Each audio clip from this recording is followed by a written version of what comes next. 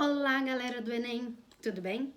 Bom, estou aqui hoje para falar sobre redação. E sim, eu vim de rabo de cavalo, um pouco desgrenhada, mas tudo bem. Bom, na aula anterior, eu tinha dito para vocês, eu deixei aqui 5 exemplos de introdução que vocês poderiam fazer. Lembram? E aí eu falei que eu ia falar de outros exemplos, só que eu ia falando aos poucos, porque são 11, se não me engano. O último exemplo que eu falei, se não me engano, foi a comparação.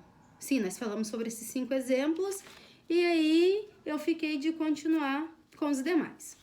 Então vamos lá. Hoje nós vamos falar sobre uma sexta forma de fazer uma introdução no texto dissertativo argumentativo. Bom, nós vamos falar da oposição. A oposição, ela é maravilhosa. É muito bom. Por quê? É quando você apresenta, já de cara no seu texto, duas ideias ou dois pontos de vista, dois olhares opostos, completamente diferentes um do outro. E aí, quando você opta por fazer esse tipo de introdução, o que acontece? Você deixa claro para a banca que você, aluno, está tão preparado sobre aquele assunto, está tão pronto para falar dele, que consegue falar tanto no aspecto positivo quanto no aspecto negativo e tá tudo de boa e não tem nenhum problema com isso. E aí mostra que você é versátil. E versatilidade é uma característica muito importante, muito positiva quando se trata do texto dissertativo argumentativo, tá bom? O exemplo que nós temos aqui imagina que a temática fosse educação no Brasil. Aí o exemplo poderia ser, de um lado, professores mal pagos, desestimulados, esquecidos pelo governo. De outro, parlamentos muito bem pagos e despreocupados em formar cidadãos bem instruídos. Eis o resumo do quadro educacional no presente momento. Viu só como foi colocada a oposição de cara no texto? De um lado, professores mal pagos. De outro, parlamentares muito bem pagos. Então, essa oposição já em caráter crítico denota-se ou deixa ali uma salpicada do que você vai desenvolver ao longo do seu texto, qual temática, qual abordagem, qual argumentação. Claro, o óbvio que se espera desse exemplo é que se argumente em cima disso, dessa desigualdade, né, que existe entre a formação de professores e os salários que eles recebem em comparação aos salários dos parlamentares, logicamente. E aí você vai trabalhar como isso afeta toda a educação de modo geral, ok? Então, a introdução por meio de oposição, ela é muito boa mesmo. Mas eu vou dar uma dica. Só opte por esse estilo se você tiver total domínio da temática abordada. Caso contrário, não mexa. Deixa do jeito que tá.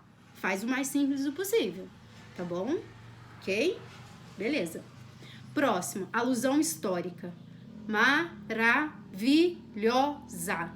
A alusão histórica é estupenda. Ela é fantástica. O aluno tem que ser muito bom, tem que manjar muito para fazer alusão histórica. Porém, ele precisa tomar cuidado, né, para não misturar fatos. O interessante da alusão histórica é que ela infelizmente, não cabe a todos os assuntos. Por exemplo, você vai falar sobre um assunto... Imagina que fosse a pandemia de agora. Aí você poderia fazer uma alusão histórica à gripe espanhola. Isso você poderia porque tem facilidade para isso e é algo que aconteceu. Agora, imagina fazer uma alusão histórica falando, por exemplo, sobre... Não lembro de nenhum tema. Enfim, mas nem todos os temas são cabíveis para a alusão histórica. O que é isso, uma alusão histórica? É quando você associa a problemática de agora, a problemática proposta na redação, com alguma coisa que aconteceu na sociedade em anos anteriores, em décadas ou séculos, não importa. Eu lembro de um exemplo muito legal que eu não tinha parado para pensar. Foi um aluno do ano passado, do 3º ano do Piaget, quem fez. Não vou falar o nome dele, óbvio. Fez uma redação regular minha. Eu tinha dado o tema depressão em adolescentes e ele fez uma alusão histórica, sabe com o quê?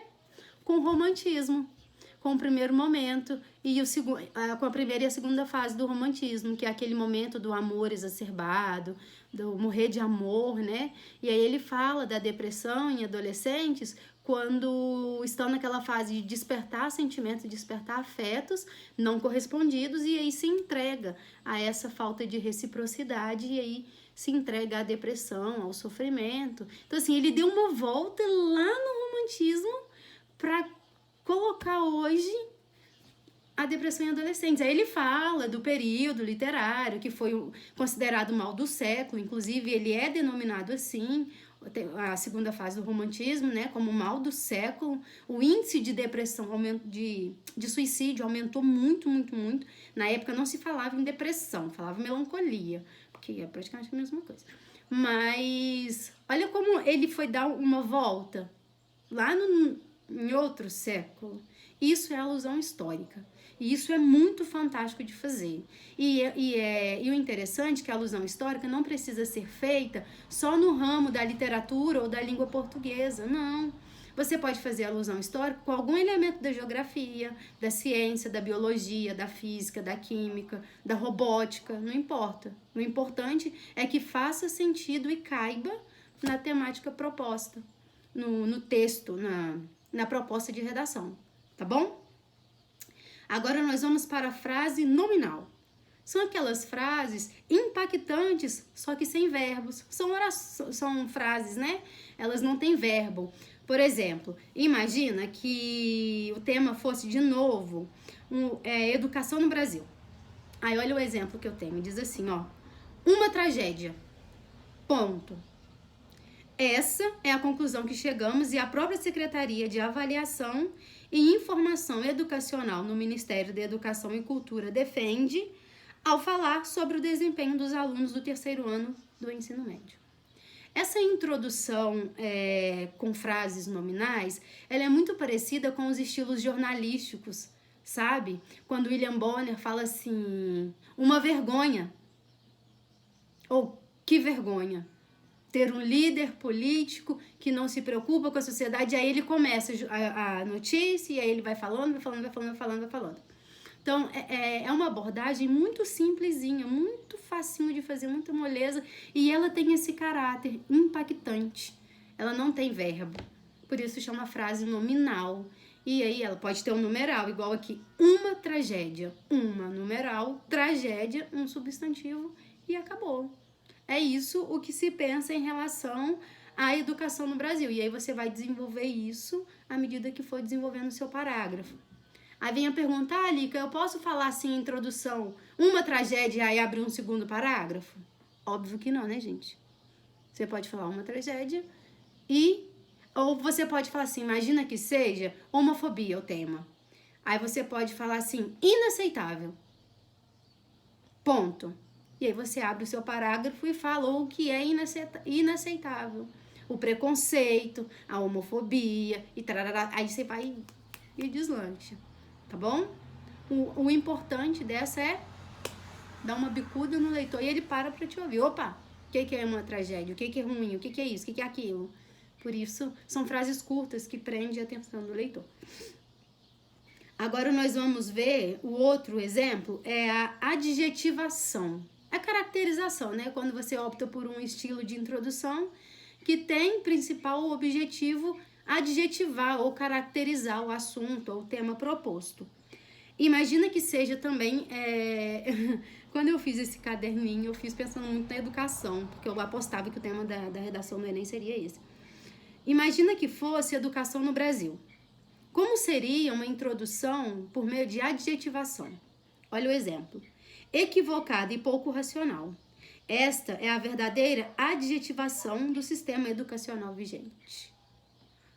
Equivocada